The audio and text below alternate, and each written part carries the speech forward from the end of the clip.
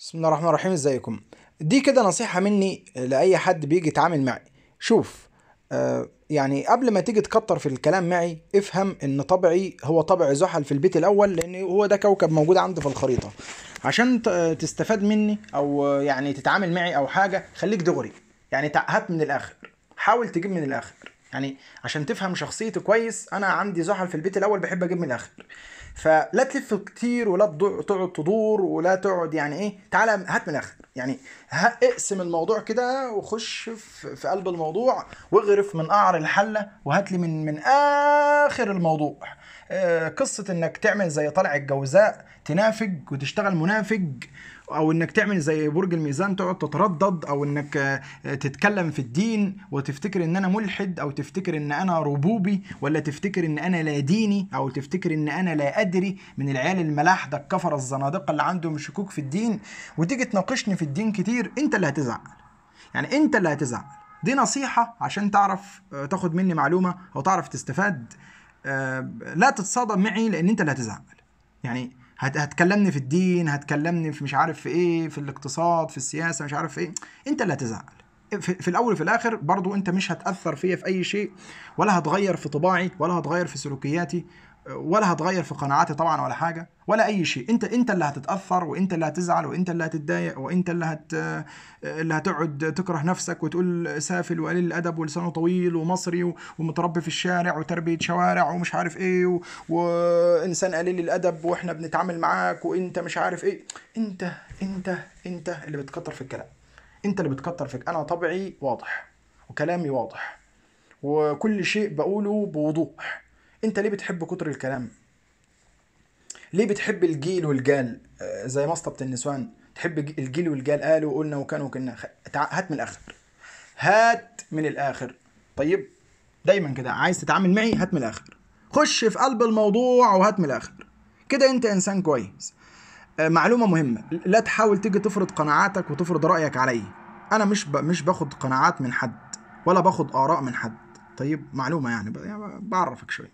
يعني ما تجيش تسوق لأفكارك عندي، لأن أنا مش باخد أفكار من حد، أو تديني قناعات، لأن أنا برضو مش باخد قناعات من حد. او تيجي تزرع عندي افكار، او تغرس افكار عندي، او تيجي تبرمجني، او تشدني اتجاهك، او تيجي تحط لي ديك افكار من طيبة قلبك. طب ليه؟ طيب ليه جاي تتفرعن على راسي بس؟ انت بتجيب لنفسك الكلام معي ليش؟ انتوا اللي هتزعلوا، ردة الفعل هتصدمك. وخليك فاكر دايما ردة الفعل هتصدمك، وخليك فاكر انك هتتعور جامد، هتزعل من الكلام اللي هتسمعه، هتزعل من التعليقات اللي هتسمعها. انت اللي هتزعل. فقبل، عشان ما تزعلش، وعشان ما زعلكش، وعلشان برضو انت تحترم نفسك وتحترم وما تسمعش كلام قلة ادب في حقك، فانت يعني خليك في حالك. لا تيجي تتكلم معي في الدين وفي الالحاد، لان طبعا انا مسلم وهعيش مسلم طبعا وهموت مسلم، ومش هغير ديني ولا حاجه. لا تيجي تزرع لي افكار من عندك، لان انا برضو ما باخدش افكار من حد. انا اديك افكار، انت تديني افكار تخسي وتعجب بعض. انك تيجي تديني افكار من عندك، ما بيجي الا انت على اخرة الزمن، انت او غيرك او اي حد في اي اتجاه، هو اللي يجي يديني افكار.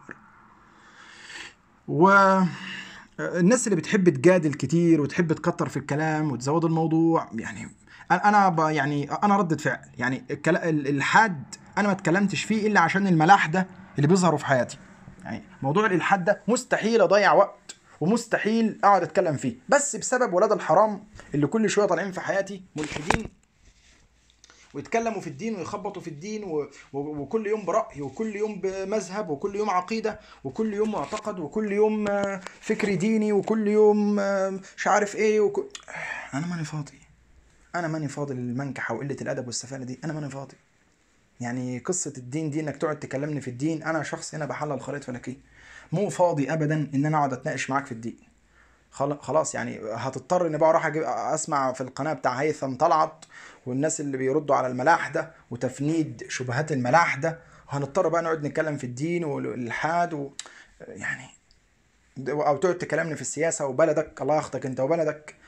لو بلدك من جمهوريات الموز الفاشله، لو بلدك من الدول المحترمه نحترمها، لو بلدك من الدول الفاشله، يعني انت عارف ان دولتك فاشله من جمهوريات المؤز، فليه جاي تكلمنا عن دولتك الفاشله؟ انت عارف، انت نفسك عارف ان انت من بلد هي بلد جمهورية الموز والفساد، جاي تسوق لبلدك ليه عندي؟ الله ياخدك انت وبلدك. فليه يا اخي ليه بتجيب لنفسك الكلام؟ طيب دلوقتي احنا بنتكلم في خرائط فلكية، ايش جابك تخبط معي في الكلام بعدين تسمع كلام يسم بدنك ان شاء الله؟ يعني عشان ما تسمعش كلام يسم بدنك وكلام يضايقك، فلا تجيب لي نفسك الكلام معي. تعالى دغري كده وهات من الاخر، خليك واضح، لا تلف لا تدور، لا تخترع مواضيع من طيبة قلبك، لا تجيب لي كلام من شرق ومن غرب، يسيبك من كلام النسوان ما بحبوش، سيبك من الكهن بتاع النسوان والملعنه دي وعرق اليهود ونجاسه اليهود دي بطلها. عاد احنا جبنا سيرتهم في الفيديو، يمكن نحذف الفيديو ده من على اليوتيوب. وبس خليك دغري وهات من الاخر. الجدالات والنقاشات ما بحبهاش، انا ما بحبش اجادل ولا اناقش. طيب انا مو من طبع الجدال، انا بجيب من الاخر. هو اتفق العلماء، خلاص اتفق العلماء، انتهى الموضوع، انتهى الموضوع، خلصنا خلاص خلصنا، انتهينا خلاص. ما نقعد بقى نفتح بقى قال وقلنا وقال فلان وقال زي طالع الجوزاء الحمار المثقف، وقال فلان وقال لا احنا مش هنخلص، احنا كده مش هنخلص.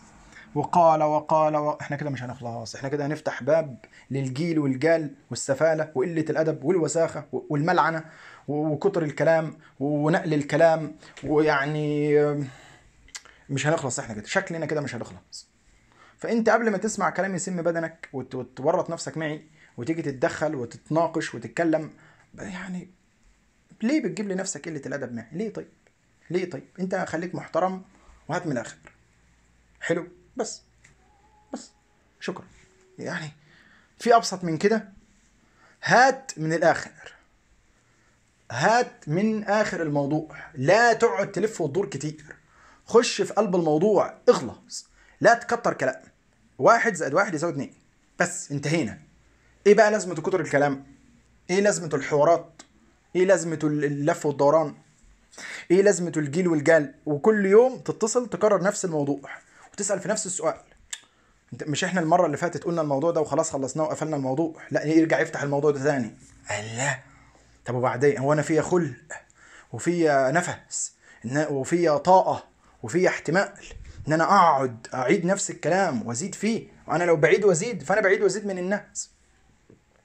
يعني انا لو بعيد وازيد انا بعيد وازيد بسبب الناس، انا مش عليا انا عايز اسكت ما اتكلمش. يعني انا ممكن اقعد طول عمري ما اتكلمش، اقعد كده ساكت ومريح دماغي. لكن البشر هم اللي بيجيبوا الكلام لنفسهم، بيجي يستفزونا بكلامهم الغبي وتعليقاتهم الغبية وكلامهم المقرف وكلامهم الكتير وكلامهم اللي ما بيخلصش واسئلتهم اللي ما بتخلصش وافكارهم الخرائية اللي ما بتخلصش. اف يا جدعان، اف يا جدعان، اف وشكرا. يعني احنا عاملين الفيديو ده عشان نقول اف وشكرا بس.